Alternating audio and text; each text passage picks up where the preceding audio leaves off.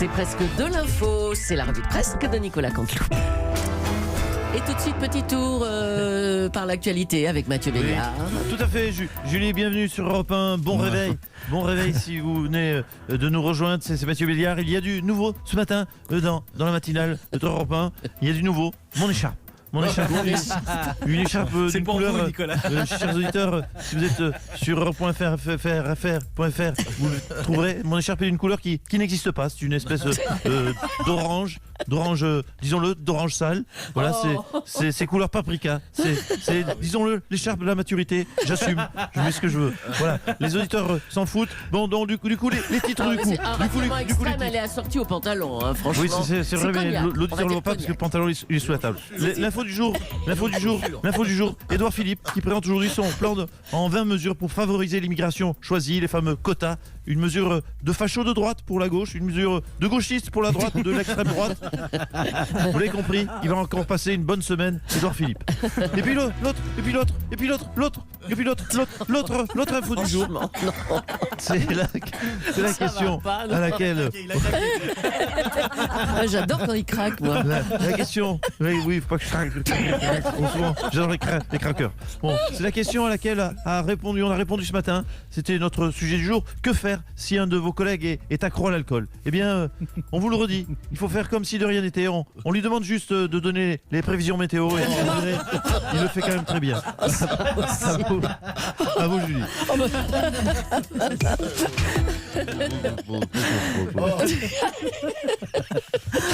Allez, on accueille maintenant Jean-Marie Le Pen sur la question de l'immigration et des quotas d'immigration. Des questions qui sont au cœur des débats en ce moment. Quand même, n'est-ce pas, depuis le temps que je le dis et je le ressasse. Bonjour, je les métisse. Oui, mais écoutez, madame Leclerc, permettez-moi tout de même, sur la moindre des politesses, de saluer mon futur gendre, n'est-ce pas? Et bonjour à toute votre smala. Toute la smala est là, oui. Alors, le gouvernement assume la notion de quota. Zéro. Quoi? Je propose le quota zéro. Non, on sait, mais laissez-moi finir. Il faut être clair. Il existe une immigration professionnelle, une immigration légale, une immigration pour des motifs politiques. Écoutez, vous embrouillez tout le monde, Leclerc. Oh, mais non. Non, mais écoutez, ça devient trop complexe, tous vos adjectifs superflus, n'est-ce pas?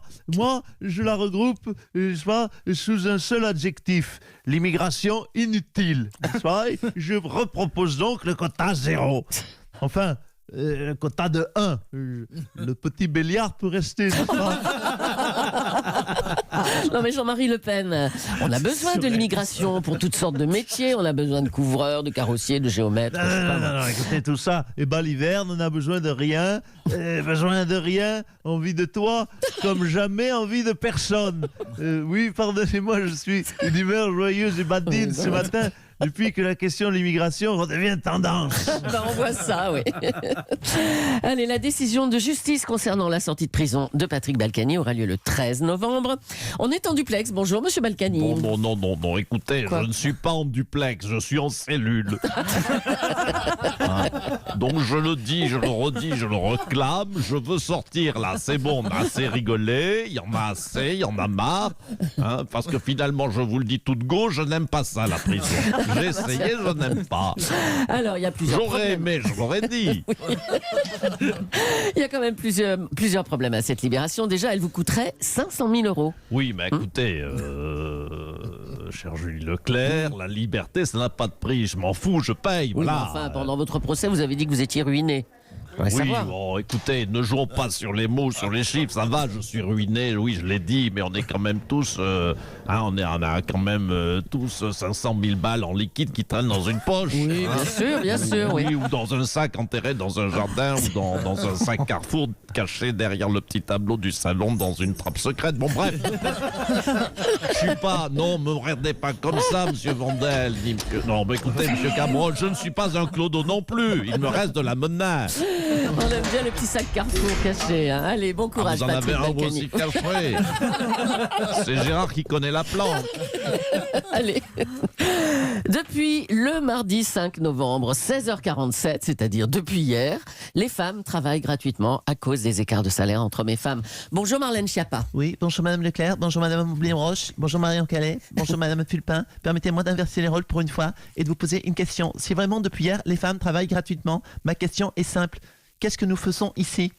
Pourquoi nous ne sommes pas, chère Julie, chère Ambline, chère Marion, partis sur un lieu de villégiature quelconque? Oui, alors j'entends d'ici les ricanements idiots de messieurs Béliard, Cabrol et autres techniciens. Oui, bien sûr, ils s'en fichent, ce sont des hommes, eux ils sont payés à l'heure où je vous parle. Bon, mais je m'en vais. Bah, au revoir alors. Là, c'est d'une traite, on ne peut pas intervenir là. Hein, ouais. Allez, on va reparler de Chanteloup-les-Vignes. Christophe Castaner, bonjour. Oui. Vous vous êtes rendu sur le théâtre des affrontements. Oui. Alors, écoutez, laissez-moi quand même vérifier dans mes fiches. Oui. D'après nos informations, il s'agirait plus d'un cirque que d'un théâtre. Vous me parlez Mais du enfin, théâtre attendez, des mais non. affrontements. Mais on sait que c'est un cirque. Oui, mais quand je dis théâtre des franchement, quand je dis théâtre des affrontements, bah, c'est une expression, voilà. Ah. D'accord, écoutez, je vous fais confiance, vous maîtrisez parfaitement la langue française. C'était pour ne pas me mettre bien sûr les auditeurs dans la confusion, en tout cas les auditeurs qui seraient plus couillons que moi. Mais je vous signale qu'il n'y en a pas sur Europe 1. Hein. Bon. Eh bien, je le note.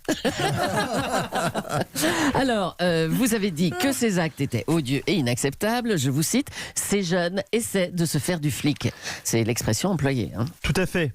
Elle est triviale, mais elle est réaliste. Tout à fait, c'est scandaleux. Et je le redis sur votre antenne, l'antenne d'Europe 1, je le précise. On n'a pas le droit de se faire un flic. À part, bien sûr, au Macumba Club ou au VIP IP Room dans le cadre d'une soirée. Mais en dehors de cela, c'est totalement intolérable. Eh bien, merci Christophe Castaner. Christophe Castaner, qui, suite aux émeuses de Chanteloup-les-Vignes, a déclaré « Il y aura des sanctions ». Bonjour Gérard Collomb. Oh non, mais quelle arrête, Castaner a toujours tapé sur la banlieue. On pourrait pas un peu les aimer, ces jeunes de banlieue, pour une fois? Non, mais c'est triste ce qu'ils ont fait quand même. Vous dites ça juste pour être contre Christophe Castaner, c'est ça votre... Non, mais pas du tout. Je suis du côté de la jeunesse. Ah, il y avait Car il se trouve que j'ai une femme jeune. Eh oui. L'autre jour, nous sommes allés à un concert de Booba. Eh bien, c'est formidable, la banlieue. Vous êtes allé à un concert de Booba, vous, Gérard Collomb? Oui, c'est ma femme jeune qui m'a dit tout de go, Gérard, tu es vieux. Tu ne me sors jamais. Je veux des paillettes dans ma vie. Je veux des moulures au plafond. Alors du coup, je l'ai emmené à un concert de Jones. Et je dois dire que j'ai kiffé ma race. Du coup, je le dis, fuck Castaner, fuck la police. Fuck. Ah, fuck la police. Fuck. Oh là là là là. Mais calmez-vous, Christophe. Moi, j'allais dire Christophe Castaner. Non, Gérard Collomb, calmez-vous. Oui, non, nous n'avons pas le même... D'accord, oui, on a compris. À partir de demain, on pourra acheter des actions de la Française des Jeux. Bonjour Bruno Le Maire. Oui, bonjour Madame Julie. Oui, ça y est, le moment est enfin arrivé. Je vous sens euphorique. Vous pouvez devenir actionnaire de la Française des Jeux. Et enfin, gagner de l'argent grâce au loto. Et oui, vous connaissez le proverbe, si tu veux gagner de l'argent au casino, achète un casino. Eh bien, c'est pareil avec le loto. Oui, si enfin, tu veux gagner de l'argent au loto, achète des actions Bon. du loto. Oui, enfin, pour gagner de l'argent, il faut que l'action augmente. Et pour que l'action augmente, il faut que plus de gens jouent à la Française des Jeux. C'est une très belle et très fine analyse économique, Madame Leclerc. Je vous félicite. Effectivement, si vous achetez des actions françaises des jeux, eh bien, achetez aussi des tac au tac, des morpions, des bingo, des Vegas, Oui. des gratter des dés. Oui, mais je dirais C'est même, bien de gratter des dés. je dirais même pour que l'action augmente, il faut que la FDJ fasse plus de bénéfices, donc qu'il y ait plus de perdants aussi. Mais dites donc, bah, décidément, vous devriez travailler aux pages saumon du Figaro, Ah, madame. bah oui, je vais postuler, oui. Ou avec monsieur Nicolas Boré. Vous avez magnifiquement, non c'est vrai, magnifiquement résumé la situation. Pour gagner 1 euro sur votre action, vous devez au moins perdre 10 euros au grattage. Allez, bonne chance les couillons. Et merci à vous, monsieur le ministre. Nicolas Contour. Bravo, merci beaucoup. Merci Julie aussi. Philippe.